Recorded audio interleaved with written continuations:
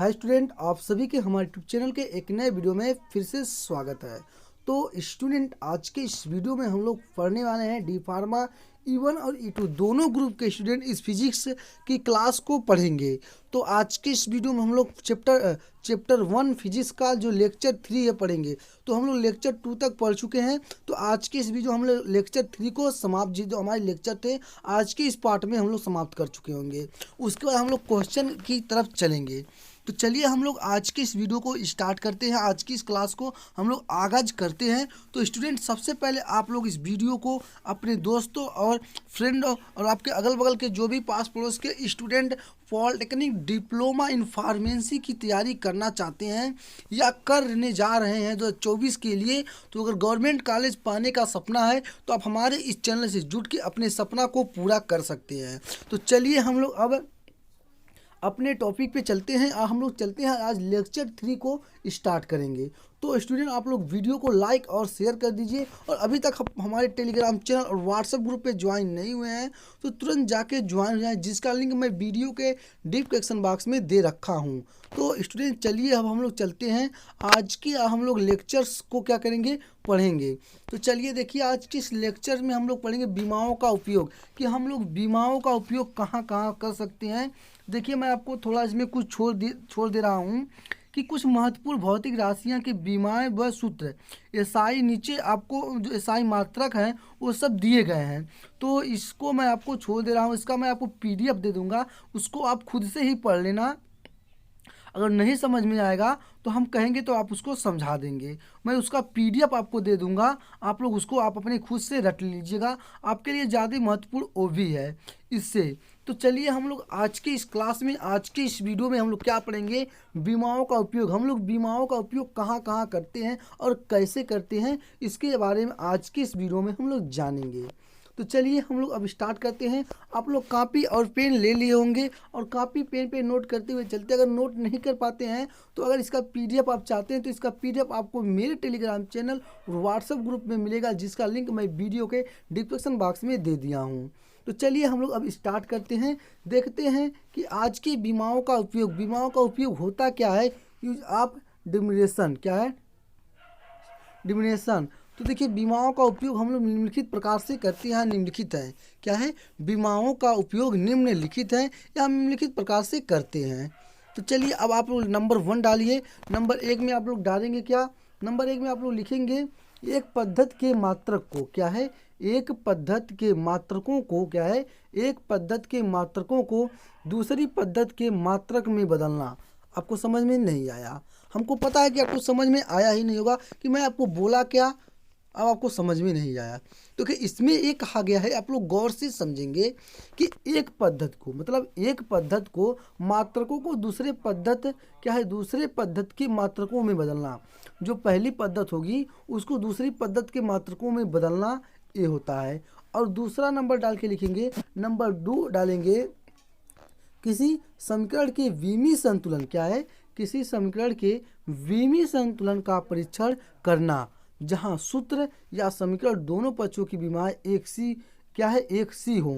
अब इसमें आपको बोला है कि किसी समीकरण के विमीय संतुलन का परीक्षण करना, क्या करना, परीक्षण करना, जहां सूत्र या समीकरण के दोनों, क्या है, या समीकरण के दोनों पक्षों की विमाएं एक सी हो, कैसी हो, एक सी हो। और तीसरा नंबर, विभिन्न भौतिक राशियां के संबंध, क्या है, विभिन्न भौतिक राशियों के संबंध स्थापित करना, क्या है, विभिन्न जो भौतिक राशियां होंगी उनके बीच में, क्या है, उनके राशियों में क्या होना, संबंध को स्थापित करना। और इसमें चौथा नंबर दिया गया है किसी भौतिक राशि के मात्रक को ज्ञात करना, क्या है, हम लोग बीमाओं का उपयोग इस जगह कर सकते हैं, किस जगह, किसी भौतिक राशि की मात्रक, क्या है, मात्रक ज्ञात करना। तो आपको समझ में आ ही गया होगा कि बीमाओं का उपयोग हम कैसे करते हैं, कहाँ करते हैं, बीमाओं का यूज हम लोग कहाँ करते हैं। ठीक है, अब आगे का जो हमारा हम लोग का जो अगला हेडिंग है, हम लोग की अगली हेडिंग है, क्या है, बीमाओं की सीमाएं, क्या है, बीमाओं की सीमाएं हम लोग पढ़ेंगे। तो चलिए आप लोग हेडिंग डालिए, बीमाओं की सीमाएं। इसकी निम्नलिखित सीमाएं हैं। क्या है? इसकी निम्नलिखित सीमाएं हैं। ये देखिए, आपको इंग्लिश नहीं पूछता है, अगर इंग्लिश हिंदी दोनों में आता है, लेकिन आपको ये मैं सिर्फ आपको जानने के लिए बता रहा हूँ। देखिए, आपको क्वेश्चन इसी से बनेंगे, जितने भी क्वेश्चन बनेंगे आपको थ्योरी से ही क्वेश्चन बनेंगे, अलग से कहीं से नहीं बनेंगे। तो आज के इस लेक्चर में हम लोग जितने भी हमारी लेक्चर्स हैं, हम आज के इसी वीडियो में हम लोग इंड कर लेंगे। उसके बाद अगले वीडियो में, अगले पार्ट में हम लोग पढ़ेंगे क्वेश्चन को। तो चलिए, बीमाओं की क्या है सीमाएं हम लोग पढ़ेंगे। चलिए, इसमें हेडिंग डालिए नंबर 1। इस विधि को क्या है, इस विधि से क्या है, इस विधि से किसी सूत्र में उपस्थित विमाहीन नियतांक का मान क्या है, विमाहीन नियतांक का मान ज्ञात नहीं कर सकते हैं। क्या है? ज्ञात नहीं कर सकते। क्या मान को हम लोग ज्ञात नहीं कर सकते हैं। आपको समझ में नहीं आया तो देखिए, एक बार मैं आपको और समझा रहा हूँ और आप लोग गौर से इसमें समझेंगे। देखिए, ये सिर्फ समझने की चीज़ है, ये लिखने की चीज़ नहीं है। अगर आप लिखना चाहते हैं तो लिख सकते हैं, लेकिन आप उसके लिखे रहेंगे तो आपको बार बार ये माइंड में गुजरा रहेगा, याद भी रहेगा कि मैं तो कॉपी में लिखा हूँ, चलता एक बार पढ़ लेता हूँ, याद हो जाएगा। बात है, देखिए, इसमें कहा गया है इस विधि से किसी सूत्र में उपस्थित विमाहीन नियतांक का मान क्या है, विमाहीन नियतांक का मान ज्ञात नहीं कर सकते हैं। क्या है? ज्ञात नहीं कर सकते हैं। और आपको दूसरे नंबर में दिया गया है, जब कोई भौतिक राशियाँ क्या है, जब कोई भौतिक राशि 3 से क्या है, 3 से अधिक राशियों पर निर्भर करती हैं। इसमें बोला है, जब कोई भौतिक राशि 3 से अधिक राशियों पर निर्भर करती है तो उनके बीच इस विधि के क्या है, जो उनके बीच होगा, उनके बीच इस विधि से क्या है, संबंध स्थापित नहीं किया जा सकता है। क्या है? संबंध स्थापित नहीं किया जा सकता है। संबंध स्थापित नहीं किया जा सकता, क्योंकि यम, यल और टी की घातों को क्या है, इसमें कहा गया है कि यम, यल और टी की घातों को समान क्या है, समान स्क्वेलर करने पर क्या है, समान करने पर केवल 3 समीकरण, कितने? केवल 3 समीकरण ही बनते हैं। क्या बनते हैं? केवल 3 समीकरण ही बनती हैं, तथा उनसे क्या है, तथा उनसे 3 मान ही प्राप्त किए जा सकते हैं। क्या है? तथा उनसे कितने मान हम लोग प्राप्त कर सकते हैं? 3 मान प्राप्त किए जा सकते हैं। और देखिए अगला, अब इसमें देखिए तीसरे नंबर में क्या दिया गया है। तीसरे नंबर हेडिंग डालेंगे, तीसरे नंबर में लिखेंगे इस विधि द्वारा, क्या लिखेंगे, इस विधि द्वारा त्रिकोणमिति क्या है, इस विधि द्वारा त्रिकोणमिति साइन थीटा कॉस थीटा चरण घातांकी क्या है, चरण घातांकी क्या है, चरण घातांकी तथा लॉग एक्स क्या है, लॉग एक्स यदि पद वाले समीकरणों का विश्लेषण नहीं किया जा सकता। क्या है? इसमें कहा है पद वाले समीकरणों का विश्लेषण नहीं किया जा सकता है। क्या किया जा सकता है? विश्लेषण नहीं किया जा सकता है। तो चलिए, अब हम लोग का अगला हेडिंग है, ये तो हम लोग को 2 बीमाएं हेडिंग समाप्त हो चुकी। हम लोग की अगली हेडिंग है यथार्थता एवं परिशुद्धता। क्या है? यथार्थता एवं परिशुद्धता हम लोग पढ़ेंगे। तो चलिए, इसमें देखते हैं यथार्थता एवं परिशुद्धता में किसी मान के क्या है, किसी माप की यथार्थता, क्या बोला है, किसी माप की यथार्थता वह मान है, क्या है, वह मान है जिसमें हमें यह पता चलता है, क्या है, जिसमें हमें यह पता चलता है किसी राशि का मापित मान क्या है, किसी राशि का मापित मान उसके वास्तविक मान क्या है, उससे वास्तविक मान से कितना निकट है, क्या है, कितना निकट है। जबकि क्या है, जबकि प्रतिशुद्धता यह बताती है, क्या है, जबकि प्रतिशुद्धता यह बताती है कि वह राशि क्या है, वह राशि किस विभेदन क्या है, वह राशि किस विभेदन क्या है, विभेदन क्या है, विभेदन या रिलेशन क्या है, रिलेशन या सीमा तक मापी गई। क्या है? रिलेशन जो होता है कि उनके सीमा तक क्या हो गई है, मापी गई है। क्या कही है? मापी गई है। तो मापी गई है, क्या है, मापी गई है। तो चलिए, हम लोग की अगली हेडिंग है। देखिए, हम लोग की अगली हेडिंग क्या पूछी गई है। हम लोग की अगली हेडिंग मापन में त्रुटि। क्या है?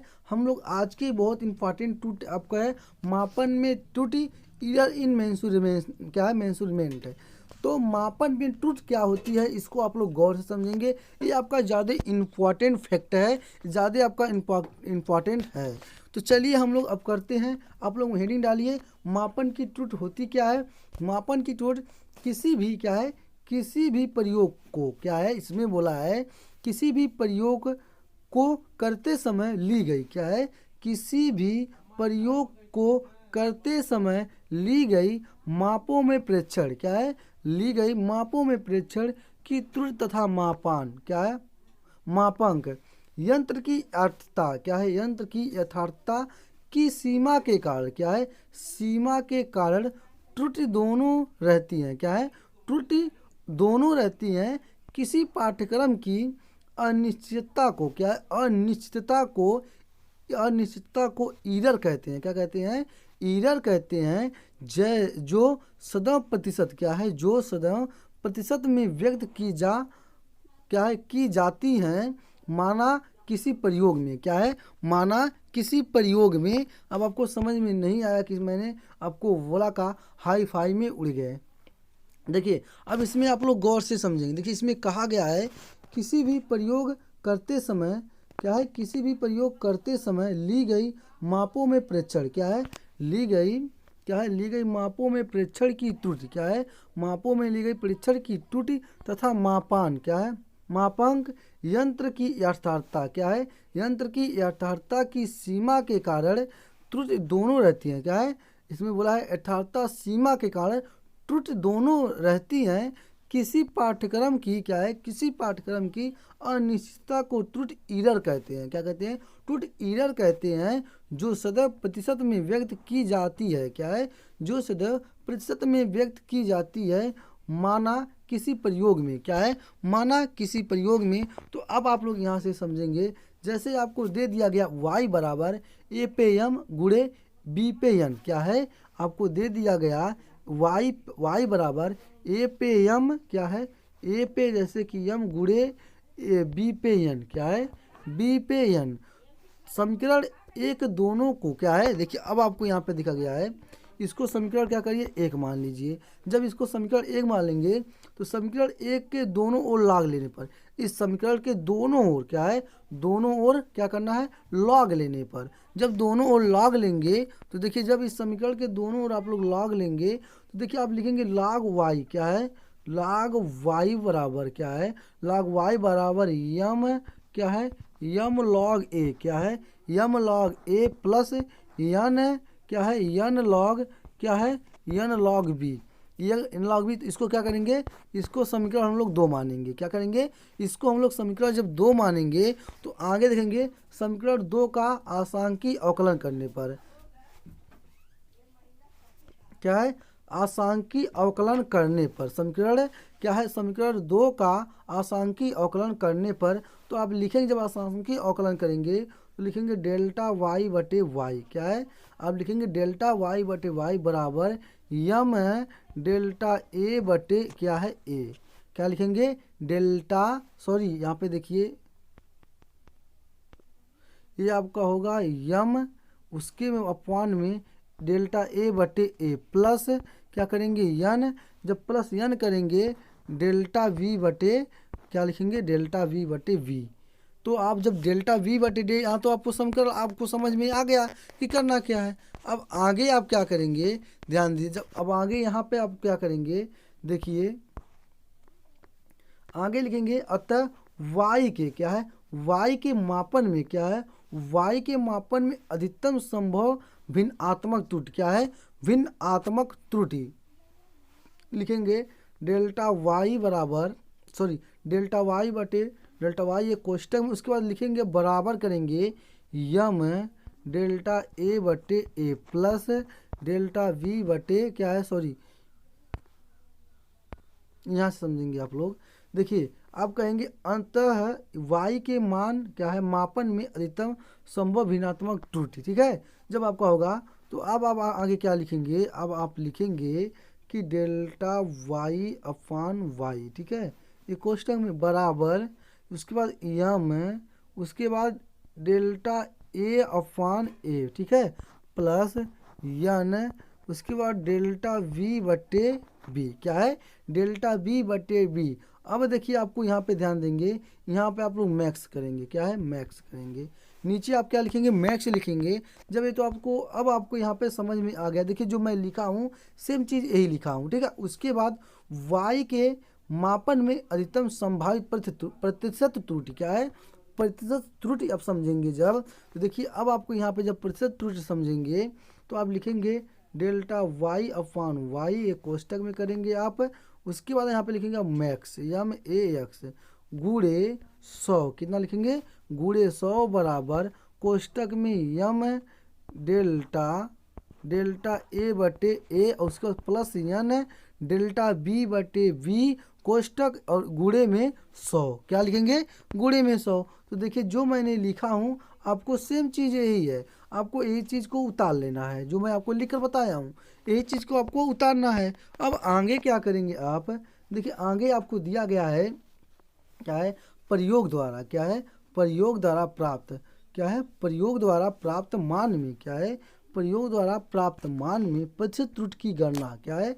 प्रतिशत त्रुटि की गणना निम्नलिखित सूत्र के द्वारा, क्या है? निम्नलिखित सूत्र के द्वारा दर्शाई, क्या है? दर्शाई जाती हैं। क्या होती हैं? दर्शाई जाती हैं। प्रायोगिक प्रतिशत त्रुटि, क्या है? प्रायोगिक प्रतिशत त्रुटि प्रमाणित मान माइनस, क्या है? प्रमाणित माइनस प्रायोगिक मान, क्या है? प्रायोगिक मान बटे में प्रमाणिक मान, क्या है? बटे में प्रमाणिक मान गुणे, क्या करेंगे? गुणे 100 करेंगे। क्या करेंगे? गुणे 100 करेंगे। ये तो आपका हो गया।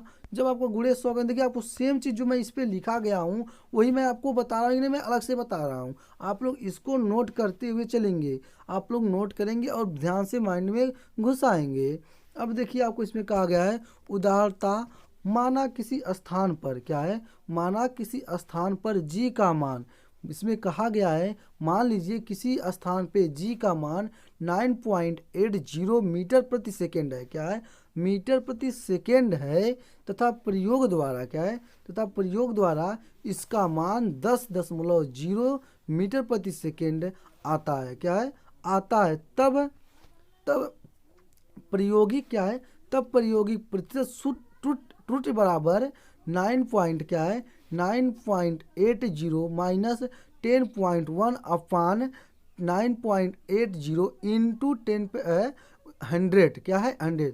अब आपको समझे नहीं होंगे, देखिए आपको 9.80 माइनस 10.0 अफान में क्या करेंगे? 9.80 गुणे 100। जब आप इसको इसमें आप भाग या गुणा करेंगे तो आपको टोटल कितना मिल जाएगा? आपको मिलेगा 2.04 प्रतिशत। क्या मिलेगा? जो 2.04 प्रतिशत मिल जाएगा। कितना मिल जाएगा? 4%। आपको कहाँ दिखाई दे रहा है? देखिए आपको इसमें दिया गया, यही सब मैं आपको बता रहा हूँ, अलग से नहीं बता रहा हूँ, एक ही मैं आपको अपने मन से बता रहा हूँ। ठीक है। अब आगे आप क्या समझेंगे? अब आप आगे समझेंगे क्या कि होता क्या है सार्थक अंक। तो अब हम लोग आगे समझेंगे, क्या समझेंगे? सार्थक अंक को समझेंगे। तो चलिए आप लोग हेडिंग डालिएगा, सार्थक अंक होता क्या है, इसको आप लोग सबसे पहले समझिए। देखिए सार्थक अंक होता है किसी भौतिक राशि की माप, क्या है? किसी भौतिक राशि की माप सार्थक अंकों की संख्या, क्या है? सार्थक अंकों की संख्या से निर्धारित की जाती है, क्या है? निर्धारित की जाती है, अथवा अंकों की वह संख्या, क्या है? अथवा अंकों की, क्या है? अंकों की वह संख्या जिसके द्वारा किसी राशि को निश्चित रूप में व्यक्त करते हैं सार्थक अंक कहलाते हैं। क्या कहलाते हैं? सार्थक अंक कहलाते हैं। अब आपको समझ में आ गया कि सार्थक अंक किसे कहते हैं, तो आप लोग एक बार इसको और सुनेंगे उसके बाद लिखेंगे। देखिए सार्थक अंक होता है आपका किसी भौतिक राशि की, क्या है? किसी भौतिक राशि की, क्या है? किसी भौतिक राशि की माप सार्थक अंकों की संख्या से निर्धारित की जाती है, क्या है? निर्धारित की जाती है, अथवा क्या है? अर्थात अंकों की वह संख्या जिसके द्वारा किसी, क्या है? जिसके द्वारा किसी राशि को निश्चित रूप में, क्या है? निश्चित रूप में व्यक्त करते हैं सार्थक अंक कहलाते हैं। क्या कहते हैं? सार्थक अंक कहलाते हैं। चलिए अब दूसरा लिखिए। अब इसमें आप लिखेंगे कि किसी माप में सार्थक अंकों को ज्ञात करने के लिए निम्नलिखित नियम है। क्या है? निम्नलिखित नियम। देखिए किसी माप को सार्थक अंकों को ज्ञात करने के लिए निम्नलिखित क्या है? नियम है। आप लोग करेंगे क्या, आप लोग इसमें आप लिखेंगे नंबर 1। तो चलिए स्टूडेंट हम लोग चलते हैं, अब सार्थक अंक को किस नियम से हम लोग लिखते हैं उसको ज्ञात करते हैं, उसको जानते हैं। तो एक बार आप लोग वीडियो को लाइक और शेयर कर दीजिए। अभी तक आप लोग वीडियो को लाइक और शेयर नहीं किए हैं तो वीडियो को लाइक और शेयर कर दीजिए। लाइक और शेयर का सिलसिला नहीं रुकना चाहिए। अगर आप इसका पीडीएफ चाहते हैं तो इसका पीडीएफ आपको मेरे टेलीग्राम चैनल और व्हाट्सएप ग्रुप में मिलेगा, जिसका लिंक मैं आपको वीडियो के डिस्क्रिप्शन बॉक्स में दे दिया हूँ। चलिए नंबर 1 में लिखिए मात्रक बदलने। क्या है, मात्रक बदलने से क्या है, मात्रक बदलने से सार्थक अंकों की संख्या क्या है, सार्थक अंकों की संख्या क्या होती है, परिवर्तित रहती है। अब इसमें बोला है कि मात्रक बदलने, जो मात्रक आपके रहेंगे उसके बदलेंगे तो सार्थक अंकों की संख्या क्या होंगी, अपरिवर्तित रहती हैं। क्या रहती हैं, अपरिवर्तित रहती हैं। अब चलिए दूसरे नंबर में देखिए, दूसरे नंबर में आप लिखेंगे, दूसरे नंबर में दशमलव की स्थिति। क्या है, दशमलव की स्थिति का क्या है, दशमलव की स्थिति का सार्थक अंकों की संख्या। क्या है, सार्थक अंकों की संख्या। क्या है, सार्थक अंकों की संख्या पर कोई प्रभाव, क्या है, कोई प्रभाव नहीं पड़ता है। क्या है, कोई प्रभाव नहीं पड़ता है।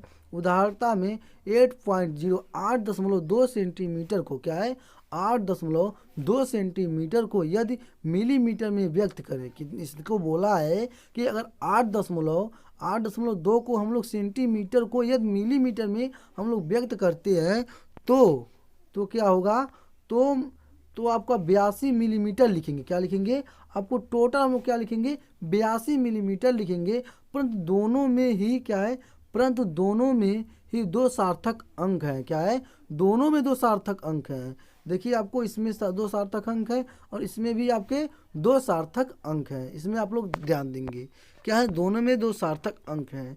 अब आप दूसरे में लिखेंगे, दूसरा नंबर, दूसरे नंबर में लिखेंगे किसी माप में। क्या है, किसी माप में लिखी गई, क्या है, किसी माप में लिखी गई 10 की घात। क्या है, किसी माप में लिखी गई 10 की घात सार्थक अंक नहीं है। क्या है, सार्थक अंक नहीं है। उदाहरणता में जैसे आपको मैंने बोला 8.2 सेंटीमीटर को अगर हम इसको मीटर में लिखें तो 8.2 गुणे 10 पे पावर जो मीटर लिखेंगे, क्या लिखेंगे, 2 मीटर लिखेंगे, तब भी सार्थक अंक क्या है, तब भी सार्थक अंक दो ही है। क्या है, अगर हम इसको लिखेंगे तो भी मेरे सार्थक अंक कितने हैं, 2 ही। आपको समझ में आ रहा है कि नहीं, आप लोग मेरी बात को गौर से सुनेंगे, मैं बोल क्या रहा हूँ तब आपको समझ में आएगा, ठीक है ना, जो मैं बोल रहा हूँ। चलिए अब तीसरे पे चलते हैं। देखिए तीसरे में आपसे बोला गया है किसी माप। क्या है, किसी माप में 2 शून्य, बोला है कि किसी माप में 2 अशून्य अंकों के, क्या है, 2 अशून्य अंकों के बीच सभी शून्य सार्थक अंक हैं। क्या है, जितने भी शून्य हैं क्या हैं, सब सार्थक अंक होते हैं। जैसे मैंने आपको बोल दिया कि 8.2 गुणे 10 पे पावर 6 में इसमें सार्थक अंक कितने हैं, 3 हैं। इसमें सार्थक अंक कितने हैं, इसमें आपको सार्थक अंक 3 हैं। कितने सार्थक अंक हैं इसमें, आपके टोटल 3 सार्थक अंक हैं। अब आप लोग क्या लिखेंगे, पांचवा। अब आप लोग पांचवा लिखेंगे। देखिए पांचवे में आप लोग लिखेंगे क्या, पांचवे में ये लिखेंगे किसी माप में यदि, क्या है, किसी माप में यदि दशमलव बिंदु, क्या है, दशमलव बिंदु है, किसी माप में यदि दशमलव बिंदु है तो दाईं ओर से शून्य, क्या है, दाईं ओर से शून्य के साथ, क्या है, ओर के शून्य साथ अंक होते हैं। क्या है, अंक होते हैं जबकि वे 10 की घातों में, क्या है, जबकि ये 10 की घातों में ना लिखे गए हों। किसके घातों में, 10 की घातों में ना लिखे गए हों। जैसे आप उदाहरण में समझेंगे 8.3 गुणे 8.340 गुणे 10 पे पावर 5 मीटर में, क्या है, 5 मीटर में 4 सार्थक अंक कितने हैं, 4 सार्थक अंक हैं। कैसे 4 सार्थक अंक हैं, आप देखिए यहाँ पे आप दशमलव के इधर अगर 0 रहता तो नहीं लेते, अगर 8 है तो मैं लोग क्या लूँगा, सार्थक अंक लेंगे। इसको आप लोग समझेंगे, ठीक है। अब आप लोग छठवें में क्या लिखेंगे, छठवें में देखिए बोला गया है किसी माप में, क्या है, किसी माप में दशमलव बिंदु के पहले, बोला है किसी माप में दशमलव बिंदु के पहले अशून्य अंक ना होने पर, क्या है, किसी दशमलव क्या है, किसी दशमलव के पहले अशून्य अंक ना होने पर क्या है, होने दशमलव अथा क्या है, दशमलव तथा अशून्य अंक के बीच के शून्य को सार्थक अंक नहीं होते हैं। क्या है, सार्थक अंक नहीं होते हैं। अब देखिए आप समझे नहीं होंगे इसमें बोला क्या। देखिए इसमें कहा है किसी माप के दशमलव बिंदु, किसी माप के दशमलव बिंदु के पहले अशून्य अंक ना हो, क्या है, अशून्य अंक ना होने दशमलव तथा अशून्य अंक के बीच के दशमलव अंक सार्थक नहीं होते हैं। क्या है, सार्थक नहीं होते हैं। उदाहरणता में 0.082 मीटर में क्या है, 0.082 मीटर में दशमलव के बाएं, क्या है, दशमलव के बाएं का एक शून्य, क्या है, दशमलव के बाएं का एक शून्य तथा दशमलव के बाद का शून्य, क्या है, दशमलव के बाद का शून्य सार्थक अंक, क्या है, सार्थक अंक हैं। अतः इस माप में क्या है, अतः इस माप में दो, क्या है, इस माप में दो सार्थक अंक 8 तथा 2 हैं। क्या है, सार्थक अंक 2। देखिए अब इसमें बोला है कि देखिए जो दशमलव, जैसे मान लीजिए मैं बोला कि इसमें आप बताइए कि सार्थक अंक कितने हैं। अब बताइए इसमें सार्थक अंक कितने, जैसे मैंने आपको यहाँ पे दे दिया, मैंने आपको दे दिया 0.9256 मैंने आपको दे दिया। अब मैंने बोला आप बताइए इसमें कितने सार्थक अंक हैं। देखिए आपको यहाँ पे मिनट, इसको इस तरह समझिए। देखिए आपको 0.09562, तो देखिए आप लोग जब सार्थक अंक गिनेंगे तो इस दशमलव के बाएं को जीरो को हम लोग क्या करते हैं, छोड़ देते हैं। इस जीरो को हम काउंट नहीं करते हैं। अगर इधर जीरो तो हम लोग काउंट करते हैं, तो हम क्या गिनेंगे 1 2 3 4, अगर जीरो को लेते हैं तो 5। तो मेरे कितने इसमें सार्थक अंक है, टोटल मेरे 5 इसमें क्या है, सार्थक अंक हैं। तो आपको सेम चीज़ इसमें जो मैं आपको बोला हूँ, इसमें सेम चीज़ इस मतलब 5वें में आपको वही बोला गया है और कुछ नहीं बोला गया है। तो चलिए अब हम लोग समझेंगे कोट मान होता क्या है। क्या है, हम लोग कोट मान को समझेंगे। क्या करेंगे, कोट मान को समझेंगे। उसके बाद देखते हैं कोट में भी हमको किस तरह का यूज करना है। देखिए आपको कोट मान में यदि किसी राशि के, क्या है, यदि किसी राशि के परिमाण को, क्या है, परिमाण को उसके निकटतम, क्या है, उसके निकटतम 10 की घात, क्या है, 10 की घात के रूप में लिखें, किसके घात की, 10 की घात के रूप में लिखें, तो प्राप्त परिणाम, क्या है, तो प्राप्त परिणाम को उस राशि का कोट, क्या है, कोटमान कहते हैं। क्या कहते हैं, कोटमान कहते हैं। क्या कहते हैं, कोटमान कहते हैं। अब अगले में किसी राशि के, क्या है, किसी राशि के कोटमान को व्यक्त करने की विधि, क्या बोला है, किसी राशि के कोटमान को व्यक्त करने की विधि क्या है। तो चलिए आप लोग हेडिंग नंबर 1 डालिए। आप इसको डाल लिए होंगे हेडिंग में कि किसी राशि के कोटमान को व्यक्त करने की विधि, और नंबर 1 में डालेंगे नंबर 1। देखिए किसी दी गई, क्या है, किसी दी गई राशि को, क्या है, किसी दी गई राशि को कोट ज्ञात करने के लिए, क्या है, किसी दी गई राशि को कोट ज्ञात करने के लिए सर्वप्रथम उसके परिणाम, क्या है, सबसे पहले क्या करेंगे, सर्वप्रथम उसके परिणाम को, क्या है, को 10 की घातों के रूप में, कितने, 10 की घातों के रूप में, सॉरी यहाँ पे सर्वप्रथम उसके परिणाम को 10 की घातों में इस प्रकार व्यक्त करते हैं। क्या कहते हैं, इस प्रकार व्यक्त करते हैं कि संख्या को एक अंक, क्या है, कि संख्या का एक अंक दशमलव बिंदु के पहले, क्या है, दशमलव बिंदु के पहले हो तथा शेष अंक दशमलव बिंदु के बाद में हो। ये तो आपको समझे नहीं, क्या मैं बोला, आपको समझ में नहीं आया होगा। तो चलिए मैं आपको इसको एक बार और समझा रहा हूँ, उसके बाद आपको फिर इसको बता रहा हूँ।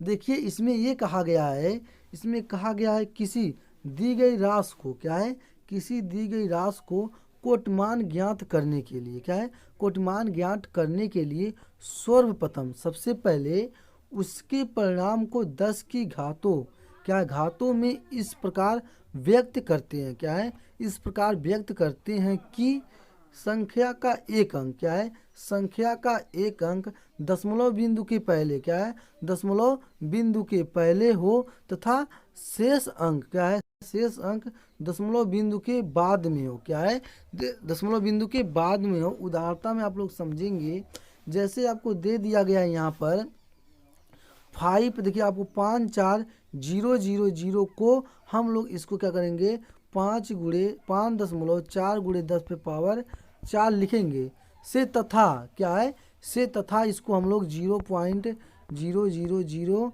क्या है 005 को 5 × 4 के रूप में व्यक्त करते हैं। कैसे करते हैं 5 क्या है 0.0005 को 5 × 10⁴ के रूप में हम लोग व्यक्त करते हैं। अगर आपको कहीं इस तरह का दिखाई दे दिया तो आप इसको लिख सकते हैं 5 × 10⁻⁴ लिख सकते हैं। एकदम 100% आप लोग लिख सकते हैं। ठीक है, तो अब चलिए हम लोग देखिए ये जो हमारा कोट मान है इसको अब आगे हम लोग अगले में इसमें देखिए। अब यहाँ पे तो आप लोग कोट का ये पहला पढ़े हैं, क्या है ये तो कोट की विधि हम लोग पहले पढ़े हैं। अब कोट की विधि हम लोग दूसरे में पढ़ेंगे कि दूसरे विधि में हम लोग क्या पढ़ेंगे। देखिए दूसरे विधि में हम लोग पढ़ेंगे इस प्रकार दी गई क्या है इस प्रकार दी गई राशि के परिणाम को क्या है राशि के परिणाम को दो संख्याओं के गुणनफल क्या है दो संख्याओं के गुणनफल के रूप में प्राप्त करते हैं। क्या है रूप में क्या करते हैं प्राप्त करते हैं। एक तो दशमलव वाली संख्या क्या है एक तो आपसे बोला है क्या बोला है एक तो आपको दशमलव वाली संख्या क्या है एक तो दशमलव वाली संख्या एवं दूसरी क्या है एवं दूसरी यहाँ पे आपको देखिए दूसरी छूट गया है एवं दूसरी 10 की घातों वाली क्या है 10 की घातों वाली संख्या यदि दशमलव वाली संख्या क्या है यदि दशमलव वाली संख्या करनी में 10 है तो करनी में 10 का मान कितना आपका होगा तो करनी में 10 बराबर 3 पॉइंट क्या है 3.316 क्या है 3.16 से बड़ी है। क्या है ये जो है आपको यहाँ पे 3.16 से क्या है ये आपकी बड़ी है तो उसे 10 पे 1 हम लोग लिखते हैं। क्या लिखते हैं तो उसको हम लोग 10 पे 1 लिखते हैं यदि वह करनी में 10 के बराबर क्या है 10 के बराबर या क्या है आपको यहाँ पे या रहेगा 10 के बराबर या छोटी है क्या है या छोटी है तो इसे 10 पे 0 या 1 लिखते हैं। क्या लिखते हैं 10 पे 0 या 1 लिखते हैं। अतः इस प्रकार क्या है अतः इस प्रकार 10 की क्या है आपको लिखेंगे यहाँ पे ये छूट गया है 10 की क्या लिखेंगे आप लोग 10 की घातों के रूप में क्या है घातों के क्या है घातों के रूप में प्राप्त क्या है प्राप्त हम लोग क्या है प्राप्त मान उसका कोटिमान है। क्या है प्राप्त मान उसका कोटिमान है। अब देखिए आपको उदाहरण में इसके उदाहरण के लिए आपको क्या दिया गया है देखिए आपको यहाँ पे लिखा गया है 0.000028 बराबर क्या है 28 बराबर 2.8 × 10⁻⁻5 कितना है 10⁻⁻5। अब इसको हम बराबर में क्या करेंगे 10 पे 0 × 10⁻⁻5 क्या है 10⁻⁻5। अब उसके बाद देखिए आपको यहाँ पर 10⁻⁻5 कोष्टक में आपको 2.8 बड़ा है 10 से क्या है 2.8 बड़ा है क्या है करनी में 10 से। अब देखिए आपको यहाँ पे आपको दिया गया है कि 38 क्या है 3840 इंटू ठीक है ना इसको आप लिख सकते हैं 3.8 × 10⁻5 क्या है 10⁻5 बराबर 10 पे 1 क्या है 10 पे 1 × 10⁻⁻5। तो आप इससे क्या कर सकते हैं 10⁻6 भी लिख सकते हैं। तो देखिए आपको यह छोटा है क्या है 3.8 है क्या है 10 से क्या है ये करनी में 10 से क्या है आपको छोटा है क्या है ये छोटा है। तो मेरे प्यारे साथी अब हम लोग का जो यहीं पे जो आज लेक्चर 3 था चैप्टर नंबर 1 का जो मापन का था आज का हम लोग का लेक्चर समाप्त हो चुका। और हम लोग अगले वीडियो में अगले पार्ट में हम लोग पढ़ेंगे इसके क्वेश्चन को रिवीजन क्वेश्चन को हल करेंगे जितने भी क्वेश्चन है। तो स्टूडेंट बस इस वीडियो में इतने ही। अगर आप लोग अभी तक आप लोग हमारे टेलीग्राम चैनल पे ज्वाइन नहीं हुए हैं तो जाके तुरंत ज्वाइन हो जाएं जिसका लिंक मैं वीडियो के डिस्क्रिप्शन बॉक्स में दे दिया हूं। आप लोग जैसे ही क्लास इन लोग अगर इसका PDF आप चाहते हैं तो इसका PDF आपको आपको हमारे टेलीग्राम चैनल और व्हाट्सएप ग्रुप में मिलेगा। आप लोग वहां से जाके डाउनलोड कर लेंगे। अगर आप ज्वाइन करने में दिक्कत होती है तो मैं आपको इसका एक वीडियो दूंगा कि आपको टेलीग्राम चैनल और व्हाट्सएप ग्रुप में कैसे ज्वाइन होना है, आपको कैसे करना है। तो स्टूडेंट बस इस वीडियो में इतने ही। अगले वीडियो में हम मिलते हैं, तब तक के लिए जय हिंद।